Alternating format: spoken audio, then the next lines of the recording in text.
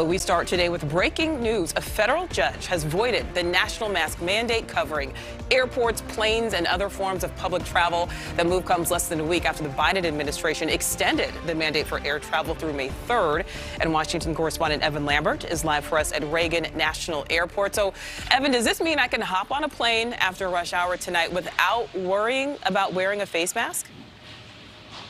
Nichole, that is the million-dollar question, and that's the question we are trying to figure out really for all of us right now. This ruling just coming down within the last few hours and prompting lots of confusion when it comes to that big question. We've been talking to people here at the airport for the last 30 minutes to an hour or so, many of them telling us that they had not heard about this just yet and that inside the airport things were business as usual. On planes, in the airport, people largely still wearing masks. But again, this ruling coming down, and a federal judge in Florida based in Tampa saying that the CDC overstepped its legal authority with this federal transportation mandate. And as you mentioned, it applies to planes, airports, trains, buses as well. But that judge saying that it needs to be vacated because the CDC did not follow proper rulemaking procedure. Also, that the CDC did not justify its decision. The judge saying in that order, quote, because our system does not permit agencies to act unlawfully, even in pursuit of desirable ends, the court declares unlawful and vacates the mask mandate. We should also note that the judge who issued this order today was appointed by former President Donald Trump. And again, as we've been saying, there are still lots of questions here. The airlines clearly don't seem to know exactly what is going on. They're reacting to this. Allegiant telling us that their mask policy would still be in place as they closely monitor the situation and that they anticipate further clarification. We also got a statement from the Association of Flight Attendants urging calm as they kind of understand the implications of this decision. So again, we have to be honest about what we don't know. We do not know if it is perfectly legal to go inside of an airport and on an airplane without a mask as we try to understand the implications of this decision.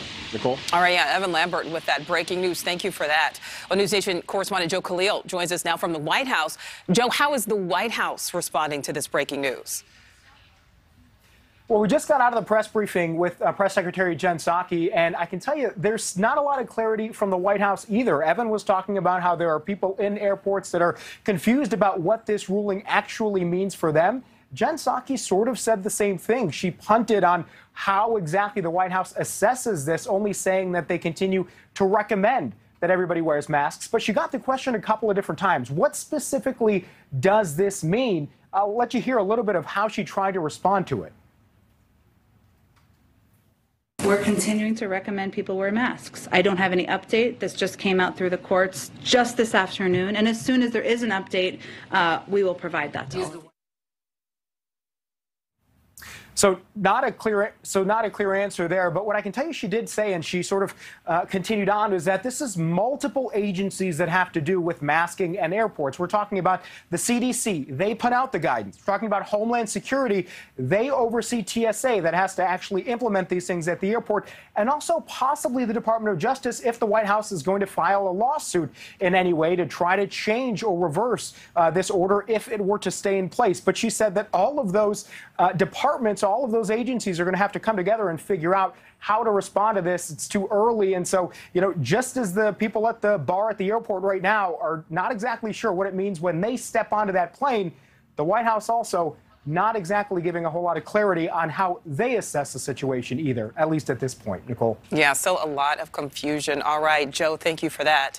Well, our Washington bureau chief, Mikevickera, joins us now. So, Vic, for the past 2 years, you know, we've seen these COVID restriction fights at all levels, you know, between governors, health agencies, judges, the president now, presidents, really. So who ultimately gets the final word here?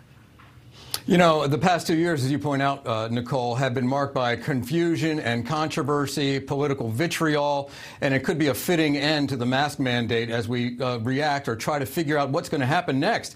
What happens next could be that the Department of Justice, as Joe just mentioned, through the Department of Homeland Security, together trying to challenge this ruling by this judge in Tampa, Florida. As Joe mentioned, a lot of people now focusing already on who this judge is, Kathryn Kimball Mizelle.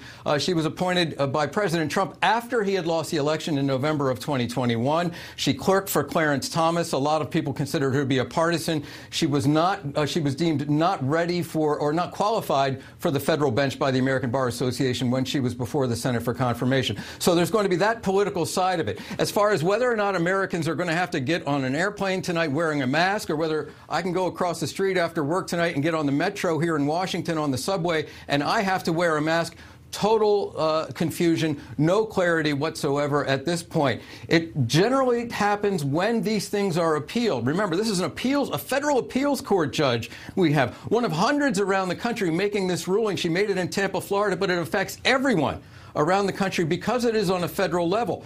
The federal government, through the Department of Justice, working with the Department of Homeland Security, can decide they want to appeal that. That could happen relatively quickly. But remember, the new deadline set forth by the Centers for Disease Control was May 3rd. They extended it just 2 weeks as that BA2 variant was taking hold. They wanted to assess whether or not masks were still going to be needed after they had extended it already a month from March 18th to April 18th. So a lot of these questions still in the air, including the process, including the legal questions here, and where we go from here, largely up to the Department of Justice and the Biden administration, Nichole. All right, Mikevickera will check back in with you in the next hour. Thank you for that. Thank you for watching. Click the red subscribe button below so you can get more of NewsNation's fact-driven, unbiased coverage.